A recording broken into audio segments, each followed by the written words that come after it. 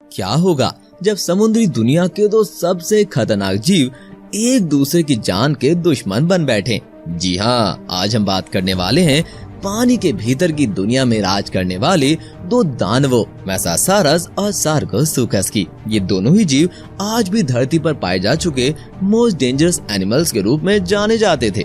हालांकि अब इन दोनों का अस्तित्व खत्म हो चुका है, लेकिन फिर भी आज के इस वीडियो के थ्रू हम ये जानने की कोशिश करेंगे कि इन दोनों की फाइट में कौन विनर होगा। मेसासारस को अगर धरती का सबसे खतरनाक जीव कहा जाए तो फिर कहीं से गलत नहीं होगा। ये अपने समय में विशालकाय डायनासोर का भी शिकार कर लिया करता था। मेसासारस को लिज़ार्ड की प्रजाति का जीव माना जाता है। इसके भीतर स्नेक, डॉल्फिन और शार्क तीनों की प्रॉपर्टी हुआ करती थी।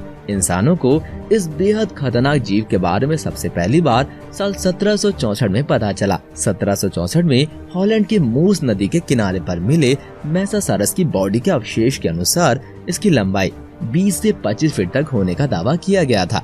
लेकिन साइंटिस्ट और मेसासारस के बारे में रिसर्च करने वाली टीम को हैरानी तब हुई जब उन्हें एक ऐसा मेसासारस भी मिला जिसकी लंबाई लगभग 56 फीट थी। हालांकि साइंटिस्ट इसे एक अपवाद के रूप में ही मानते हैं और मेसासारस की एवरेज लेंथ 20 से 25 फीट ही मानी गई है। वहीं इसका वजन लगभग 14,000 किलोग्राम हुआ करता था।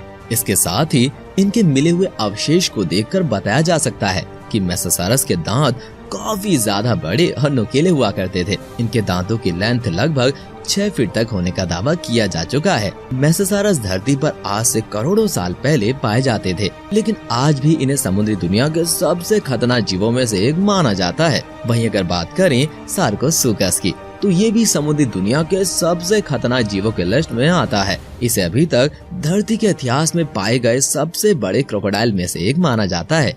वैसे थे तो क्रोकोडाइल के वंशज ही, लेकिन आज के समय में पानी में रहने वाले क्रोकोडाइल की तुलना में कई गुना ज्यादा बड़े और खतरनाक हुआ करते थे। सार्कोसुकस आज से लाखों साल पहले पानी में पाया जाता था।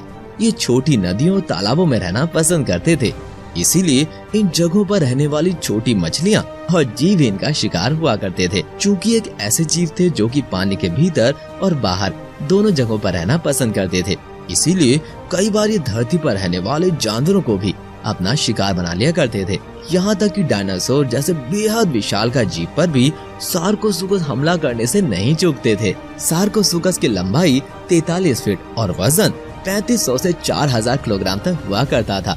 वहीं जब ये अपने शिकार के ऊपर अटैक करता था तब उसे काटने के लिए 9 टन के बाइट फोर्स का यूज करता था। वहीं पानी के भीतर ये लगभग 25 माइल पर आवर के स्पीड से तैर सकता था। दोस्तों, अब अगर आंकड़ों पर नजर डालें तो हर मामले में मेसासारस सार्कोसुकस पर भारी पड़ रहा है, लेकिन इसका मतलब ये नहीं है कि मेसासारस आसानी से सार्कोसुकस को मात दे सकता है। सार्कोसुकस क्रोकोडाइल के वंशज माने जाते हैं और वो आज के टाइम में पाए जाने वाले क्रोकोडाइल की तरह बेहद शार्प माइंड के हुआ करते थे। इस लड़ाई में सार्कोसुकस के पास सबसे बड़ा हथियार है उसका दिमाग, जबकि मेसासारस के पास है उसका भारी भरकम शरीर और बेहद खतरनाक दांत। अगर मेसासारस और सार्कोसुकस का सामना स्टैटिक सिचुएशन में होता है, यानी कि दोनों स्थिर होकर लड़ रहे हैं, तो फिर मेसासारस एक झटके में सार्कोसुकस को मौत की नींद सुला सकता है। वो अपने नुकीले और लगभग 6 फीट लंबे दांतों से सार्कोसुकस को तुरंत ही मार सकता है। लेकिन चूंकि सार्कोसुकस क्रोकोडाइल प्रजाति के जीव है और वो पानी के भीतर काफी तेजी से तैरने के साथ ही पानी के बाहर भी भागकर पहुंच सकता है, ऐसे में मेसासारस के लिए उसे पकड़ना बहुत मुश्किल हो जाएगा और वो इस चीज का फायदा उठाकर मेसासारस के अटैक से बचते हुए उस पर बार बार अटैक करके उसे घायल कर सकता है। दूसरा पॉइंट ये है कि सार्कोसुकस के पास तकरीबन 9 टन का बाइट फोर्स है, जिसकी मदद से वो मेसासारस को घायल कर सकता है। लेकिन मेसासारस का वेट 14,000 किलोग्राम है, सार्कोसुकस की तुलना में तकरीबन 1000 किलोग्राम ज्यादा। इसका मतलब मेसासारस का मास भी ज्यादा होगा और उसे अंदर तक नुकसान पहुंचाना बहुत मुश्किल है। ऐसे में मेसासारस को सार्कोसुकस के बाइट फोर्स से ज्यादा फर्क नहीं पड़ने वाला है। वहीं मेसासारस का एक ही बार सार्कोसुकस को मौत की नींद सुलाने के लिए काफी है। दोस्तों, इस तरह से हम कह सकते हैं कि फाइट में जीत मेसासारस की ही होगी। एक बार के लिए सार्कोसुकस अपने अटैकी नेचर से मेसासारस को थोड़ा बहुत नुकसान पहुंचा सकता है, लेकिन वो कभी भी मेसासारस को हरा नहीं सकता। सार्कोसुकस अपनी फुर्ती और दिमाग की मदद से मेसासारस को काफी इंजर्ड कर सकता है। लेकिन मेसासारस जैसे बेहद विशालकाय जीव को मौत के नींद सुलाना सार्कोसुकस के लिए बहुत ही मुश्किल है दोस्तों। वैसे आपके अनुसार सार्कोसुकस और मेसासारस की लड़ाई में कौन विनर होगा, हमें कमेंट करके जरूर बताइएगा। हम आपके कमेंट्स का इंतजार करेंगे दोस्तों। इस तरह की और वीडियोस के लिए सब्सक्राइब करें हमारा चैनल।